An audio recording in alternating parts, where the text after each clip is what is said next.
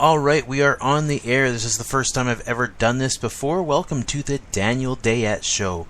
Kind of thinking it'd be pretty cool to launch a show where it's literally live. I'm going to cover some great stuff. You can tune in. I believe you'll be able to even message, ask questions, all that kind of thing. So if you're watching this or you're logged in or whatever, you can hit me up on social media and you can actually listen live and even throw a message and maybe we'll even answer your questions live as we go through the material. So today's big question or big thing I want to cover, it's something that's eating at me and I need to share it, is the cancer of entrepreneurialism. I hate using the word cancer. In fact, I like to call it the C word and I never like using it, which is why I've given this such a serious title, because it's something that's personally affected me. And I watched a movie 2 nights ago that Corey Shane's recommended I watch online, and the whole story, like 80% of this movie was gut-wrenching. It was painful. It was really hard to watch, because in this movie, this lady pretty much gets kicked, I hate to use these words, but she gets kicked in the nuts like so many times. She gets her whole idea smashed.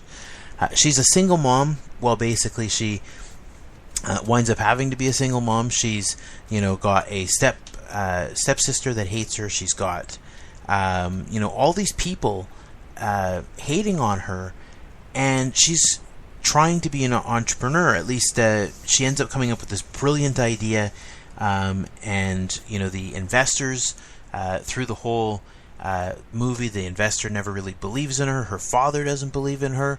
Her mother doesn't believe in her. Everybody's telling her she's crazy. Her ex-husband's telling her she's crazy.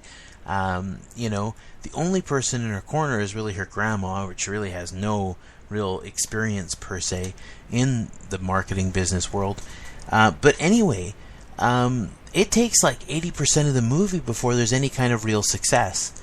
In fact, if you do watch the movie Joy, the 2015 movie, one thing I want to clarify is that there's one huge chunk that bothered me through the whole movie, that personally I don't think she should have taken out the $200,000 loan in the first place, because there was no proof of viability through the whole movie. In real life, the real Joy Mariglano, or however you pronounce her last name, there was proof of viability in her idea.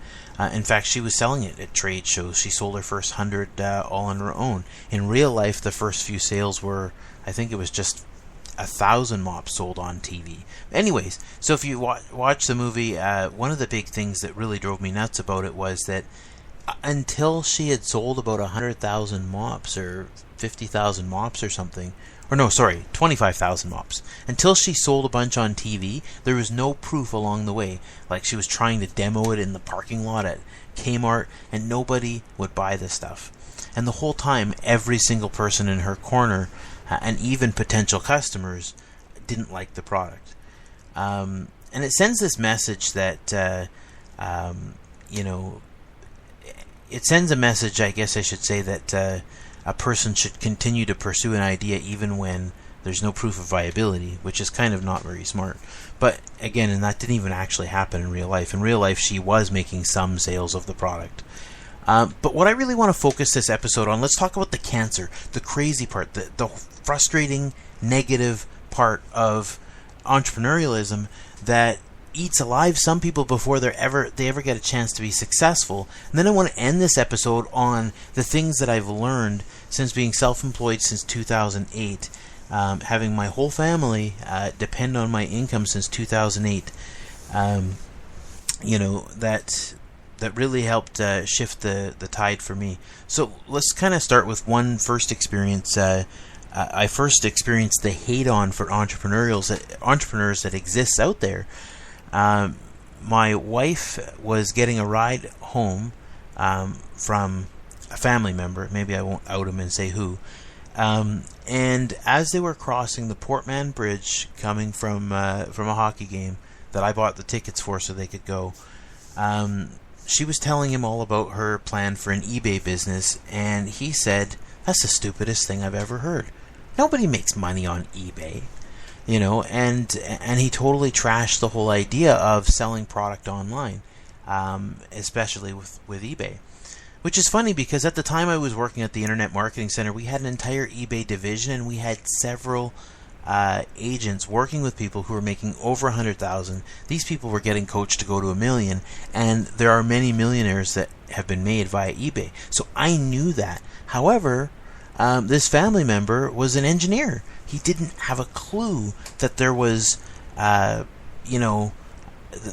there is any money to be made on eBay. He's just never seen it before. So because he didn't know that, he made all these assumptions that this is fact, right? And he told her like this, and this is fact. I'm sorry to tell you, but there's no money to be made, via that route online, period.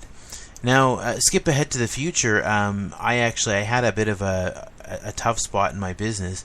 A couple of reasons for it, but probably one of the biggest ones that I just lacked the systems that I needed to keep the business going. By the way, I'm just going to take a tiny segue. If you are in that same spot, you don't have the systems necessary for easy product delivery, for marketing, whatever. I have a fellow. Send me an email. I'll hook you up with the guy who builds those systems, who got me out of that hole. But in the meantime, I was in a tough spot, and I got offered to go for lunch with a pastor of our church at the time, a church we don't go to anymore. And this pastor raked me over the coals and basically said, listen, like, marketing is a Ponzi scheme. Nobody makes money online. You can't do that. And he literally trashed everything that I've taught and I believed in. And what was weird is, having gone there for 4 years, this guy, like, everything, it blew my mind away that anybody could believe this stuff. He was 50 years old, so I thought, like, I was wrestling with, can this be true? But at the same time, like, I mean, I've helped tons of people make crazy money and all these things, and it was a really, really gut-wrenching talk. I actually was sick to my stomach for days, not because of what he said to me, but the biggest part was that this guy had probably given this advice to other people. He even had people who had left working for their own companies contact me to tell me that getting a job is the best thing a person can ever do. And so, long story short, let's dive down deep into, obviously there's nothing wrong with having a job, and it's a great way to fund, to save up money. It's a great way to do a lot of things. What do they call it? Heck, and if you actually really like that job, if it's what you're good at and it pays you well, I don't have anything against that. I don't. But if you're the type of person whose personality doesn't fit that, if you're the if you're the type of person who has this specialized knowledge that's just not getting out there to the world, I don't want to hear anybody tell me that their ideas are, that they're having dirt thrown on their ideas. That's what I should say more specifically, though, is that if you are the type of person who's got amazing knowledge in specialized areas, and there's no book, there's no DVD, there's no course, there's no radio show, there's no place where anybody can learn what you have in your head, other than your clients and the few people who can hire you. Of course, that's not scalable or leverageable. Then that means that when you die, if you died tomorrow, we're going to throw dirt on those ideas. You're going to get buried. It's going to go in the ground, and and that's horrible, right? So let's talk about the reality and the hope of entrepreneurialism. That, first of all, I just want to stop and say that there are people who would happily trash being self-employed. There are people who would happily tell you there is no money in being self-employed, and that there's a 90% failure rate, whatever. And sometimes it can be your family, your friends, and everybody you've ever believed in your life can tell you, just like in that movie Joy, that there's no hope of success at all. And so what I want to tell you is they're partly right. With the wrong advice, there is no hope whatsoever. However, we know that, it's entrepreneurs. Okay? It is the self-employed, hardworking, fighting people who have made almost all of the products you use today. Inventors, creators, writers, teachers who have developed the things that we use and learn and work with today. Very few products come out of universities. Very few products, and I'm not saying there aren't some that do, but there's very few that don't come from some renegade person bucking the trend saying, yes, we can do this, or I'm going to find a way. Okay? So that's the reality. There is a way of hope.